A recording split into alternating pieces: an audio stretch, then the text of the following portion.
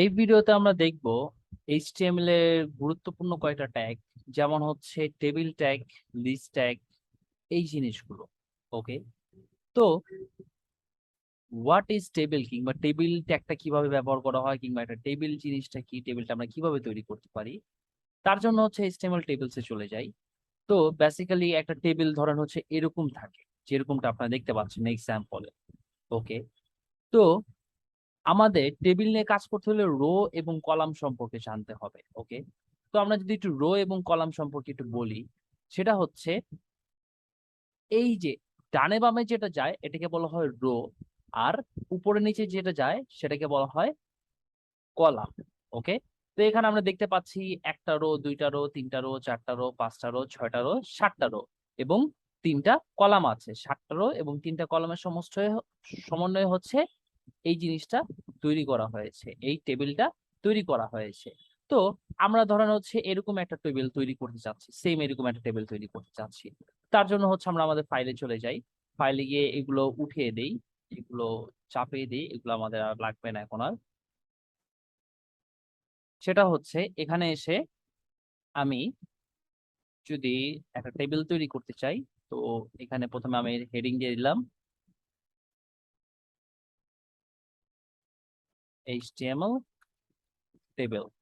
ওকে, তো তারপরে table start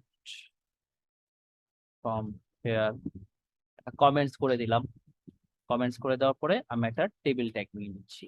ওকে, তো টেবিল ট্যাগের ভিতরে প্রথমে আমি একটা টেবিল রো নিব, একটা টেবিল রো নিব। ওকে, কারণ হচ্ছে আমাদের প্রথম রো, এই যে এখানে প্রথম রো দেখতে পাচ্ছেন, একটা রো নিচ্ছি আমরা। তো এটাকে যদি আমি টান দিয়ে একটু ছোট করে নেই, আমি এভাবে রেখে দিলাম এবং এই জিনিসটা দেখে দেখে আমি কাজটা করতে পারবো। টি আর, ওকে, টি আর মানে হচ্ছে টেবিল রো। আমরা করলাম এইভাবে আমাদের ট্যাগটা নিয়ে নিলাম। তারপরে এর ভিতরে দেখেন প্রত্যেকটা রোড থেকে এই রোর লেখাগুলো কিন্তু বোল্ড আকারে শো করতেছে, তাই না, একটু স্ট্রং আকারে শো করতেছে। কারণ কারণ হচ্ছে এগুলো হচ্ছে টেবিল হেডিং ব্যবহার করা হয়েছে, এই লেখাগুলো টেবিল হেডিং ট্যাগের ভিতর ব্যবহার করা হয়েছে। তো আমরা কি করতে পারি, টিএইচ, এখানে আমরা বোল্ড ট্যাগ ব্যবহার করবো না, টিএইচ নামক ট্যাগটা ব্যবহার করবো, এটা হচ্ছে টেবিল হেডিং। তো এটা হচ্ছে কোম্পানি। ওকে, তো আমরা যদি এই লাইনটাকে ডুপ্লিকেট করতে চাই, কন্ট্রোল সি এবং কন্ট্রোল ভি প্রেস করলেই হচ্ছে ডুপ্লিকেট হয়ে যাবে। তারপরে আর কি কি আছে, কন্ট্যাক্ট এবং হচ্ছে কান্ট্রি, কন্ট্যাক্ট এবং কান্ট্রি, সরি, কান্ট্রি। ওকে, তো এখন আমরা এই রোটা তৈরি করে ফেললাম, টেবিল রো এবং হচ্ছে তার ভিতরে তিনটা টেবিল হেডিং। আচ্ছা, তো এখন আমরা সেভ করি, সেভ করার পর আমাদের ওয়েবসাইটে গিয়ে একটু রিলোড করে দেখলে দেখতে পাবো এই যে আমাদের এইচটিএমএল টেবিল, আমাদের তিনটা টেবিল রো চলে আসছে।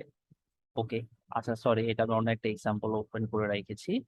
তো এখন আমি আরেকটা টেবিল রো তৈরি করি, টিআর, তার ভিতরে এই লেখাগুলো নরমাল এটা থেকে, তাই না? তো এই লেখাগুলো থাকবে হচ্ছে টেবিল ডেসক্রিপশনের ভিতর, মানে কোম্পানির ভিতরে আমি টেবিল ডেসক্রিপশন দিচ্ছি। ওকে, ডি ডি টেবিল ডেসক্রিপশন। আচ্ছা, তো টেবিল ডেসক্রিপশনের ভিতর আমি দিলাম হচ্ছে এই যে এখানে পুরো নেমটা হচ্ছে নিয়ে নেই, নিয়ে আমি এখানে দিলাম এই নেমটা। আবার ডুপ্লিকেট যদি করি, এই নেমটাকে আমি কপি করে এখানে বসিয়ে দিই,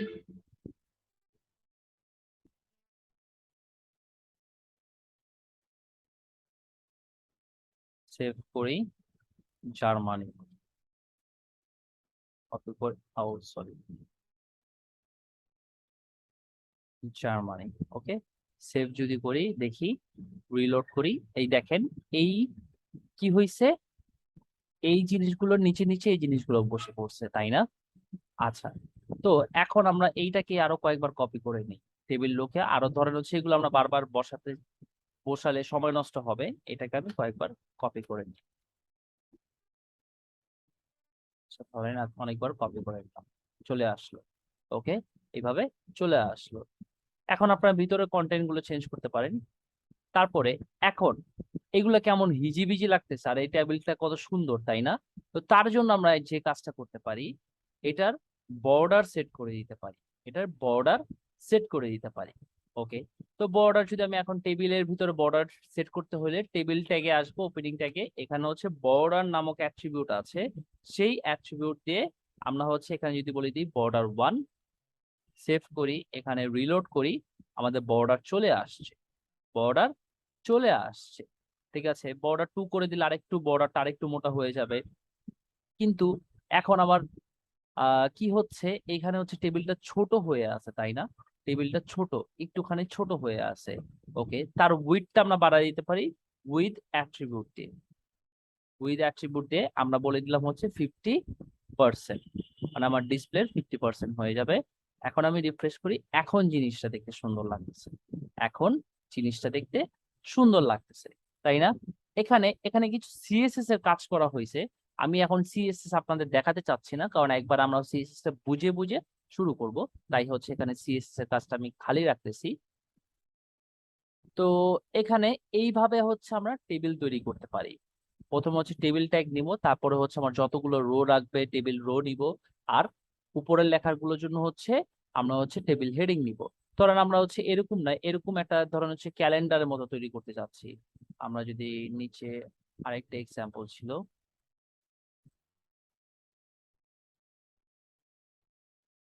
এই যে ধরেন এরকম তৈরি করতে চাচ্ছি, সেই ক্ষেত্রে আমরা কিভাবে ব্যবহার করব, সেই ক্ষেত্রে আমরা কিভাবে ব্যবহার করতে পারি।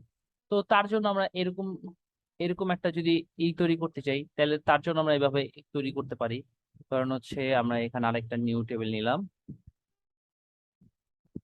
আনাদার টেবিল, টেবিল ট্যাগ নিলাম।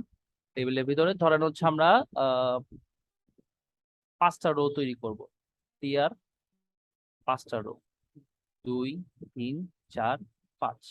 ওকে, control C control V press করছিলাম, বারবার আমার কপি পেস্ট হচ্ছিল। ওকে।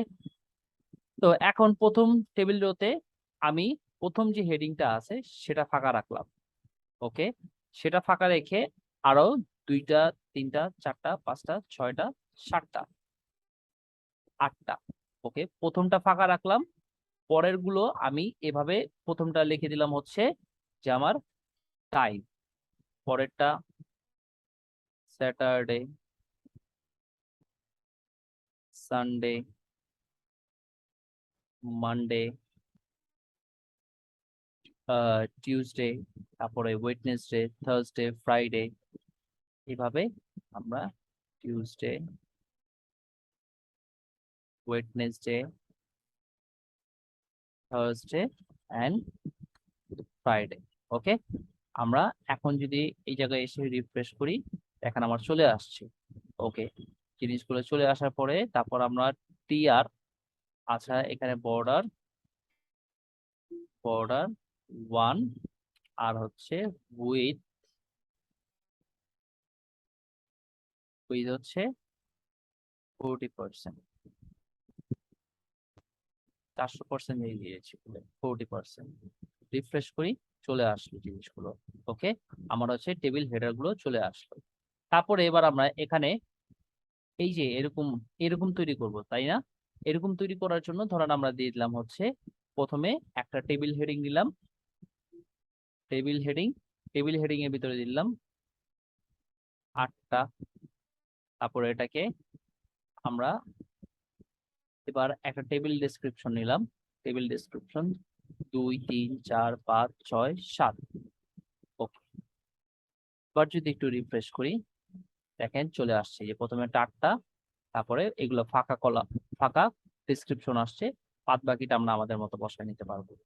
এটাকে কপি করে নিলাম, এখানে এসে আমরা দিলাম 9টা, তারপরে 10টা, তারপরে 11টা।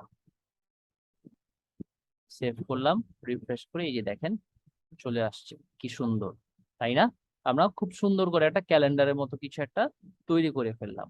ওকে, এইভাবে হচ্ছে আপনার টেবিল ট্যাগ ব্যবহার করতে পারেন। ধরেন হচ্ছে আপনার একটা সিভি তৈরি করতেছেন, সেখানে আপনার এডুকেশন কোয়ালিফিকেশন সম্পর্কে বলা হলো, এখানে আপনি দিলেন হচ্ছে এক্সাম, তারপরে দিলেন জিপিএ, তারপরে দিলেন হচ্ছে বোর্ড অথবা হচ্ছে ইনস্টিটিউট নেম। ওকে, এইভাবে দিয়ে আপনার সিভির ভিতরেও এরকম টেবিল তৈরি করতে পারেন। আচ্ছা, তো এই তো আমরা টেবিল সম্পর্কে দেখলাম। এখন যদি আরেকটু দেখি আমরা, সেটা হচ্ছে লিস্ট সম্পর্কে জানবো। ওকে, list, HTML list. Okay, HTML list allow web developers to grow a set of related item in lists. ওকে, তো এই লাইনটা এত কমপ্লিকেটেড করে বোঝার কোনো প্রয়োজন নাই। এক কথায় ধরেন হচ্ছে আমরা একটা লিস্ট তৈরি করতে চাচ্ছি। এরকম ধরেন আপনার আনঅর্ডার লিস্ট রাখতে পারবেন, মানে যেটা কোনো ওয়ার্ডার মেনটেন করতেছে না, জাস্ট লাইক হচ্ছে ওয়ার্ডার যেমন হচ্ছে 1 2 3 4 এরকম আপনার ওয়ার্ডার মেনটেন করে জিনিসগুলো শো করতেছে, ওটা ওয়ার্ডার নাম্বার নেই আর কি। ওটাও ওয়ার্ডার মেনটেন করে শো করতেছে, বাট ওটা কোনো ওয়ার্ডার নাম্বার নেই। ওকে, মানে আইটেমের যে নাম্বারটা সেই নাম্বারটা শো করতেছে না, জাস্ট এরকম বুলেট সাইন দিয়ে সেটা হচ্ছে লেখা আছে। তো এটাকে বলা হয় আনঅর্ডার লিস্ট, এটাকে বলা হয় অর্ডার লিস্ট। এটা তৈরি করা একদম সহজ। জাস্ট আমরা এখানে আসবো, এসে হচ্ছে ধরেন একটা লিস্ট তৈরি করতে চাচ্ছি, উপরে চলে যাচ্ছি, HTML লিস্ট। তো আনঅর্ডার লিস্ট তৈরি করবো, একটা ইউএল ট্যাগ নিলাম। ইউএল মানে হচ্ছে আনঅর্ডার লিস্ট, তারপর হচ্ছে LI মানে লিস্ট আইটেম। ওকে, এর ভিতর আমি দিলাম ধরেন হচ্ছে আইটেম লেখাটাই দিলাম। ওকে, তো লিস্ট আইটেমকে আবার ডুপ্লিকেট করলাম, মানে দুইটা লিস্ট আইটেম নিলাম, আবার ডুপ্লিকেট করলাম, তিনটা লিস্ট আইটেম নিলাম, আবার ডুপ্লিকেট করলাম, চারটা লিস্ট আইটেম নিলাম। এখন যদি আমি সেভ করি, আমাদের ওয়েবসাইটে এসে দেখি, এই যে দেখেন আনঅর্ডার লিস্টটা চলে আসছে। ওকে, তো সেম আমরা একটা অর্ডার লিস্ট তৈরি করতে চাচ্ছি, ওএল ট্যাগ দিয়ে আমরা একটা অর্ডার লিস্ট তৈরি করে নিচ্ছি। ওকে, তো এটি জায়গায় এলআই ট্যাগটা থাকবে, মানে হচ্ছে লিস্ট আইটেম, এটা তো আনঅর্ডার, এটা অর্ডার লিস্ট আইটেম। তো এখানে আমি একটা লিস্ট আইটেম, দুইটা লিস্ট আইটেম, তিনটা, চারটা লিস্ট আইটেম তৈরি করলাম। ওকে, রিফ্রেশ করি, এই যে দেখেন 1 2 3 4 শো করতেছে। এখন এই সংখ্যাগুলো আপনি চেঞ্জ করতে চাচ্ছেন, আপনি চাচ্ছেন 1 না থেকে জিনিসটা থাকবে হচ্ছে এ থাকবে। তো সেই ক্ষেত্রে আমরা কি করব, অর্ডার লিস্টে এখানে টাইপে এসে বলে দিব যে এই যে বড় হাতের এ, তাহলে বড় হাতের ABC তে শো হবে। তারপরে এখানে হচ্ছে রোমান সংখ্যাতে শো করতে যাচ্ছেন, ছোট হাতের আই দিয়ে শো হবে, মানে এই যে রোমান সংখ্যার মতো এরকম শো হবে। এবার আবার ছোট হাতের এই দিয়ে শুরু করতেছেন, ছোট হাতের এ লিখে দিবেন, ওইভাবে ই করবে। আবার আনঅর্ডার লিস্টের ক্ষেত্রে আপনি চাচ্ছেন হচ্ছে এগুলা গোল, আমি হচ্ছে চারকোনা করতে চাচ্ছি, এখানে এসে টাইপ অ্যাট্রিবিউট ব্যবহার করলেন, ব্যবহার করে এখানে বলে দিবেন যে আমি স্কোয়ার,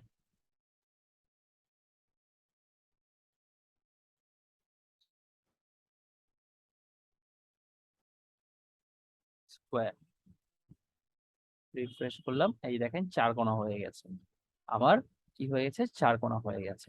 ওকে, তো এইভাবে আপনারা সুন্দর করে লিস্ট তৈরি করতে পারেন। ওকে, তো আজকের ভিডিও এখানেই শেষ করতেছি, পরবর্তী ভিডিওতে আমরা নতুন কিছু ট্যাগ নিয়ে কথা বলবো। ততক্ষণ পর্যন্ত সবাই ভালো থাকবেন, সুস্থ থাকবেন, আল্লাহ হাফেজ, আসসালামু আলাইকুম।